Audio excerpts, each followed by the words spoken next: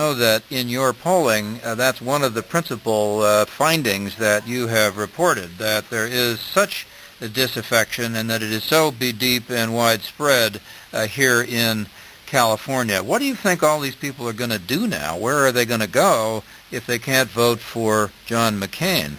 Well, this is really the big question, which I think will decide the election in the fall. John McCain has tapped into a very deeply felt sentiment in California and elsewhere in the nation. He's brought out a lot of first-time voters, and he's brought about some attitudes which have been there for about 20 years in American politics and have been simmering. And, you know, when you think that he'll get probably about a quarter of the vote tonight in California, 1 out of 4 voters, in order to reach a majority in California, both Bush and Gore will have to reach out to those voters in the next, for the rest of the year and try to bring them on board. And for both Bush and Gore, there are going to be challenges in getting those distrustful, alienated voters who trusted John McCain, who felt that he could bring about change in Washington, to their side. Particularly, it seems to me that Senator McCain has badly bruised Governor Bush in this respect. He came in as a guy who could raise a lot of money, but nobody had really attacked him in terms of either integrity or the way that he was spending the money. In the last few days, Senator McCain has been very critical of Bush and has said that sleazy Texas backers have been running campaign commercials against him, against McCain, and that the Bush people have been pretending that they don't know when in fact they really do. That's pretty tough stuff.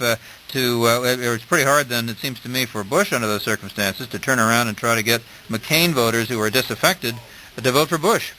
It's going to be very difficult for Bush for 2 reasons. First of all, McCain has been attacking Bush in terms of his fundraising and his campaign tactics and his sort of politics as usual style, according to McCain.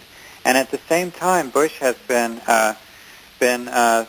attacking McCain and McCain supporters, saying things about McCain supporters like they're party spoilers. They're not really, they shouldn't be, their vote shouldn't be counted in the Republican primary.